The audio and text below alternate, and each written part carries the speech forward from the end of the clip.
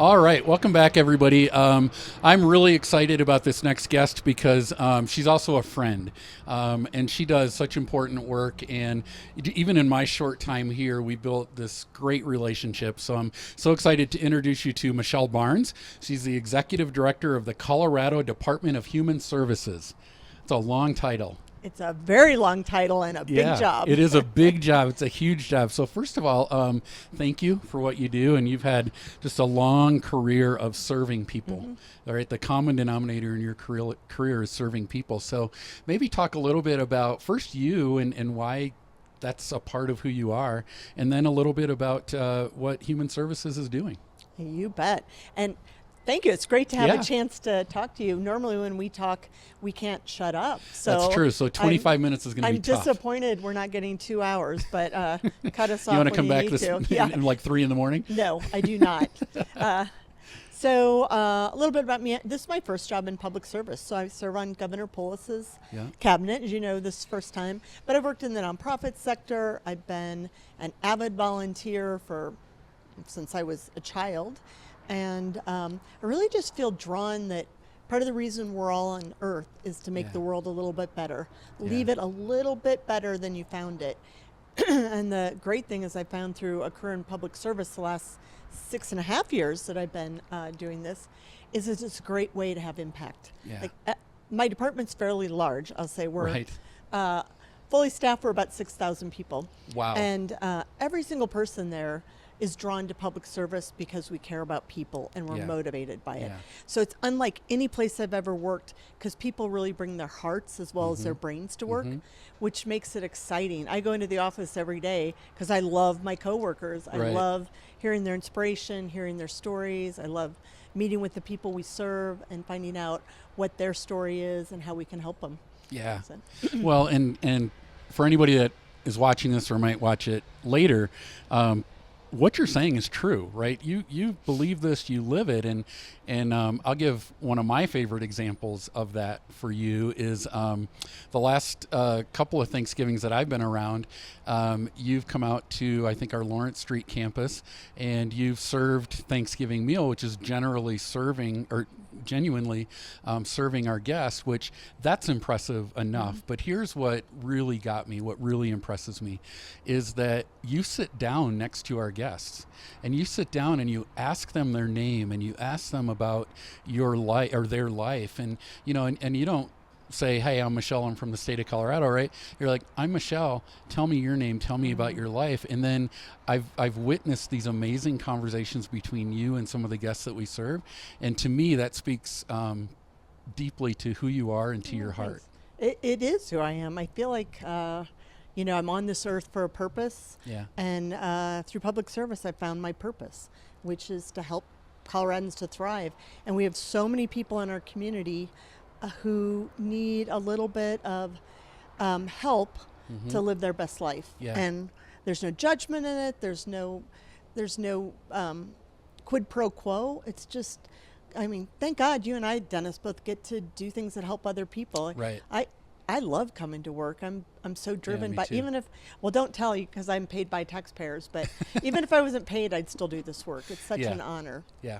I feel the same, right? When you can go in and you can know that you are helping someone that really needs it and really wants it, and you can make that difference. That makes everything okay. It does. Right? It really, still have the hard days, still have the stuff we wish we never saw. Really hard days.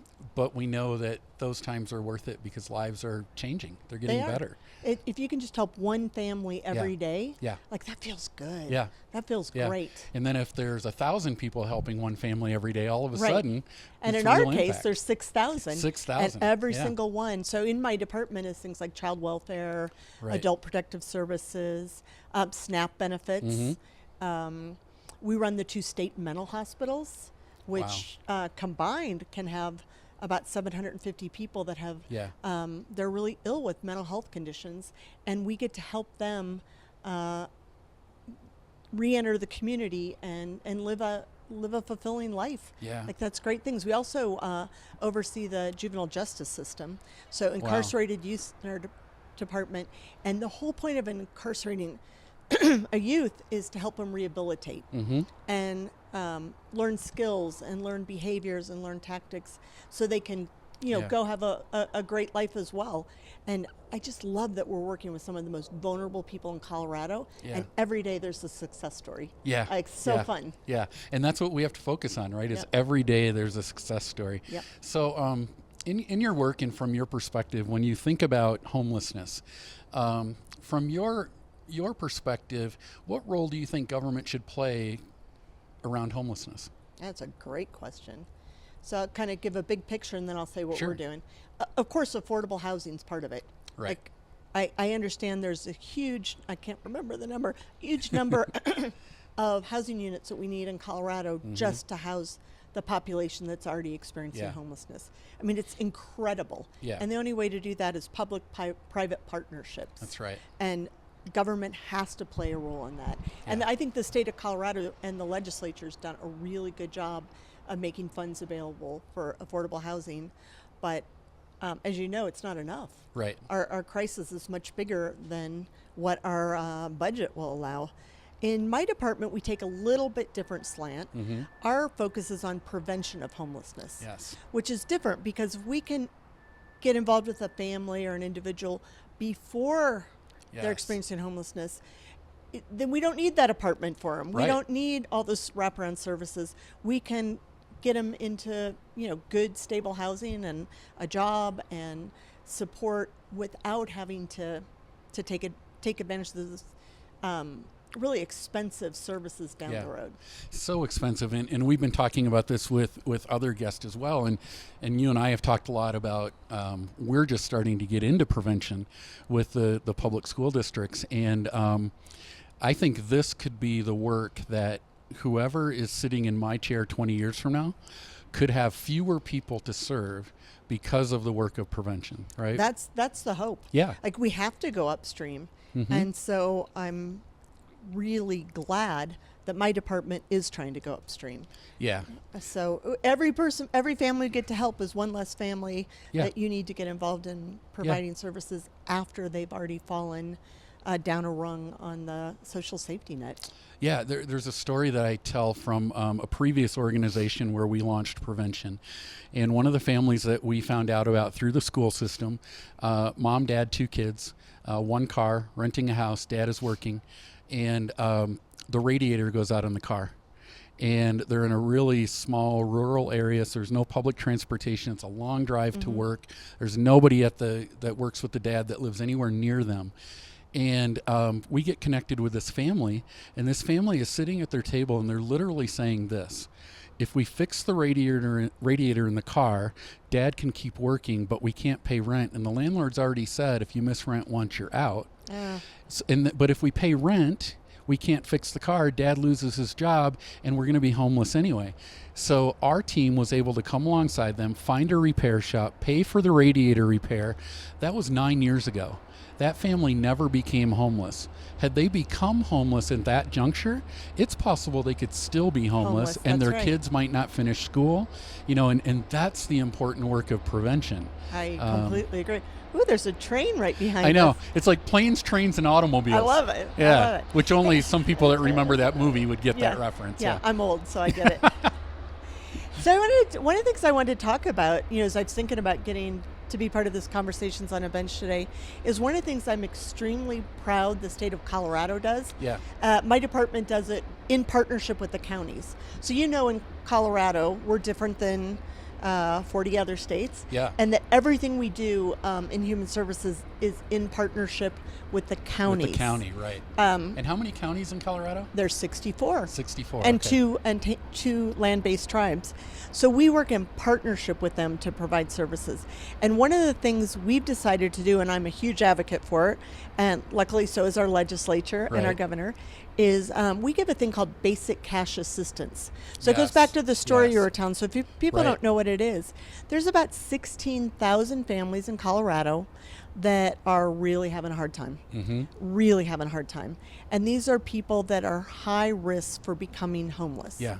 And in Colorado, we've decided to use some of our funding some comes from the Fed, some state level, to give a thing called basic cash assistance to those 16,000 families. And who's on that changes all the time. Yeah. We might be giving you some money for a couple months, then you roll off because you're good. And another family rolls on. But it's a way to give that step up to a family, just like the story you That's right. told. Yeah. So in Colorado, maybe I'm making a number up just for to make the point. Maybe you're an individual and you get $500 a month in basic cash assistance. There's no strings to it. We just give you $500 a month.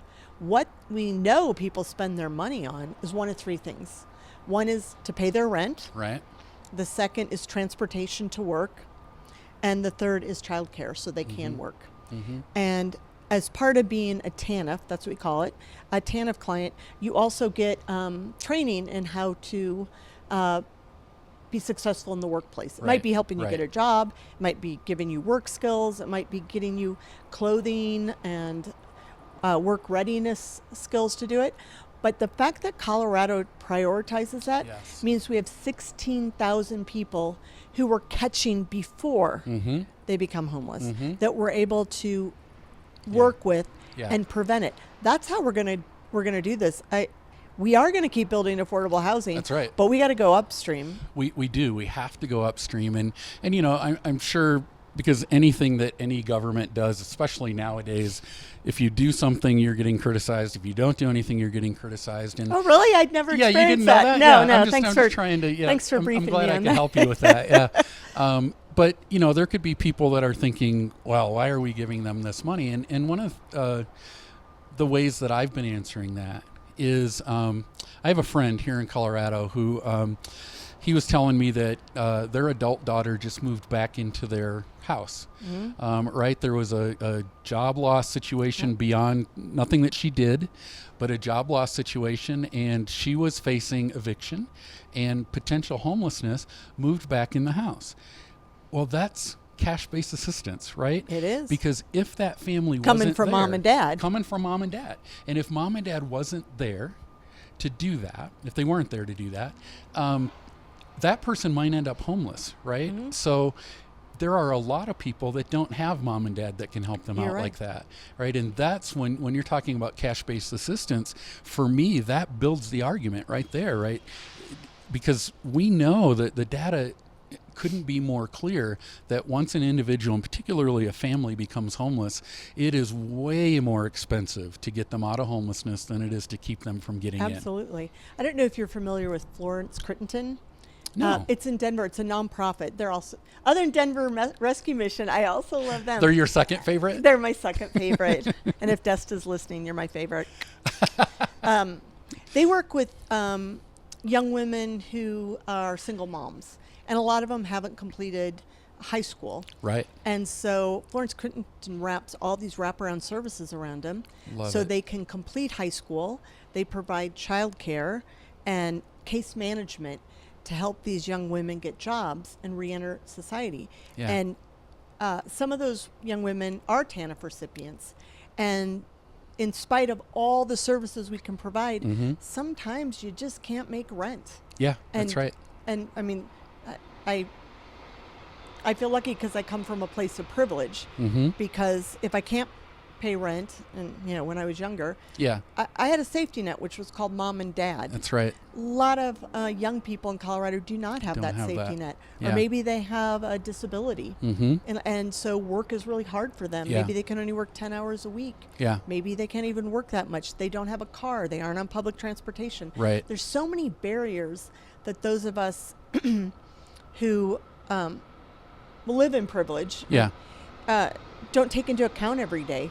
And sometimes just having that, say it's $200 a month, it's $500, whatever your TANF basic cash assistance is, it's the difference between moving up and having the life you want and moving back and, you know, experiencing homelessness. And I'm really proud we prioritize that. It's a hard one. I am too. It's a hard one. Because, you know, state budgets are tight. Federal money is, I don't know where it is. Nobody knows right? What's happening, what's not happening. And so I think it's really important that we're taking care of our own. I really do too. And that's one of the blessings that that I felt coming out here, right, to lead Denver Rescue Mission is, whether it's the city of Denver or the state of Colorado, the fact that we do take this seriously and we do see it as our responsibility, and therefore we're doing things. Always a fair debate to say, was that the right thing to do? Could it have been done better? Fair debate, and that's how we grow and get better. But the fact that we're in a state where we are going to do everything we can to take care of the people and to help the people that didn't grow up or have the helps that we did growing up. To me, that seems like really important. And from my faith lens, right, that sounds like what God's put us here to do. Right. And those of us that are lucky enough that we can do this. Yeah. Like what a privilege for us. Oh yeah, I know. Like people are like, how can you do that work? I'm like, how could I not? That's what I always say too. Like I did work in the tech sector for about a dozen years, and I liked it. I liked there's so many smart people, but it didn't feed my soul. The way this kind of work feeds my soul. I've never worked in the tech sector because I would not be one of those smart people that you're talking about. So I have to have the staff help me with, earlier as we were getting ready for this event, one of them said, "What's your Instagram something or other?" I'm like, "I don't have Instagram." They're like, "Yes, you do." I'm like, "I do?" I have no a daughter. Idea. She can show you how to use Insta. That's true. That's true. It's called Insta, not Instagram. Come on now. Insta. See? Come on. See, I'm proving my own point. It's called the socials. Yeah. My daughter, by the way, says hi because she knows that that you were going to be joining me on the bench. She might be watching now. Oh, good. Well, hi. She's finishing Michigan and going to law school. So really, you should be really proud of her. Yeah. Well, I hope her mom is a great parent. Yeah. I hope she turns into a public servant like you are. Well, yeah. Hopefully, that would be great. But she actually interned here this summer. Oh, she did. And she did, and she interned with our HR department in employment law. And once you get it under your skin, it's hard to. I know. It's hard to do anything else. Yeah, it really is, right? It really is. And as I look at all four of our kids, right, they're all in some sort of human service role, and it's just like, they know, they grew up in it, so they're like, okay, I'm not going to get rich doing this job, but there's so much more. You're more blessed. Way more blessed. Yeah. You can always find somebody to take you out for a nice dinner. Like you really can. You really can. Yeah. I mean, I just call, say, hey, I'm from the rescue mission. You want to take me out to dinner? And sometimes people say yes. It's a little awkward when I do that. Yeah, it might be. It might be. Hey, Dennis, can I tell you about another thing we're doing at the state that I'm really excited about? Yeah. So again, back to preventing homelessness. One of the things we know is we have 2 state mental hospitals. Yeah. And the people in those hospitals are really ill. Yeah. And we help them either get restored so they can participate in their trial and their own defense if they're been committed or been arrested, or we help them just what we call a civil commitment. Right. Somebody just needs help, and they come into our hospital and they stay for a while, and we help them. We get them regulated on their meds. We get them intensive therapy, and many of them go on to lead happy, healthy lives. But one of the challenges that we've had as a state forever and a day is a lot of times these folks, when they're coming out of the hospital, aren't welcomed back with open arms into their community. Yes. Because they're perceived as a risk Yep. or a fiscal liability on the county or the community. I get it. Because you don't know. You don't know that this person is really in a better place. So we have had a really hard time because, of course, we don't want to release people from the hospital to homelessness. Right. But there's not always placements for them. Yeah. So we've been trying to figure this out for a long time. So a couple years ago, we got the legislature to give us funding to open what we're calling mental health transition homes. Oh, and they're group homes like all over the state of Colorado, about 160 beds currently, where right now we're taking people out of the hospitals, but we hope to, plug to legislators, keep funding this, because we want to do more so we can get other people too. Because they move into one of our transition homes. Yeah. So it's staffed, there's people there to help them transition out of an institutional setting back into community, helps them learn how to stay on their meds. It provides a safe place, teaches them how to care for themselves, how to interact in community. And we have found this is a way to get people to go from institutional setting, a mental hospital, to supportive setting, to independence. Yeah. And people don't stay there that long. Let's say they stay there 6 months. So that's 320 people a year that go through that.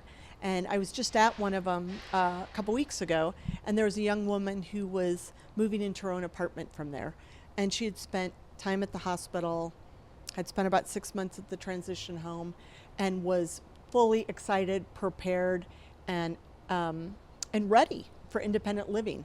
That's how we reduce homelessness. What we a story. don't drop people. That's right. That's right. We give them that soft landing, so they don't go from all this 24-hour care to living on the street. And I think a lot of us see people experiencing mental health crises on the street, and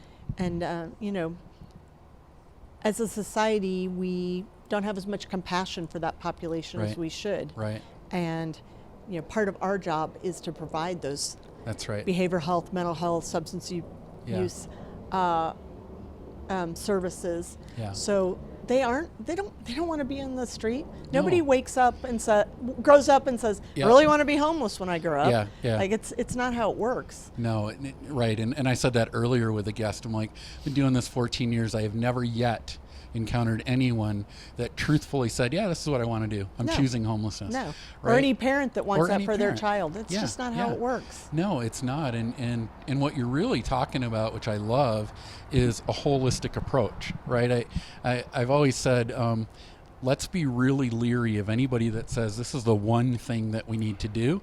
No, because we're very complex. It takes a whole system, a whole community, and it takes a holistic approach, right? Looking at the person from, psychological standpoint, medical health standpoint, right? And on and on and on, and saying, how can we help them? We like to say if you've met one person experiencing homelessness, you've met one person. Because they all have a story. That's right. They all have, and for those of you that are looking for places to volunteer, there's so many places in Colorado that you can volunteer and hear these stories. Yes. And it'll change your perspective forever. Yeah. And that's how, I'm a huge Brene Brown fan. So am I. And we all are. Yeah. We all are. And one of the things that I love that Brene, I think, does a brilliant job of explaining is that our brains are wired for story. And so we take the data points that we have and we create a story that then we believe is true. And even whether it's true or not, we believe it's true. And the only way to think differently is to engage and get different data points, right? And one of the ways that we do that is we listen to people. To your point, we listen, we meet them, we ask them about their story, and all of a sudden we have more data points, and what we thought about homelessness isn't what we think about it now, or what we thought about the person experiencing it. And I just think that's a really powerful and simple thing for everyone to understand, right? I agree. Allow yourself to be rewired. Allow yourself to be rewired. And, we had a key volunteer on a couple of people ago, and she, like you, volunteers on some of the holidays and things like that. And that's what we were talking about is, if you wonder or if you have strong opinions, come volunteer. Right? Just one meal. Come for an hour and a half and do one meal. Ask questions, learn. And I'm betting that anybody that does that will walk away knowing more.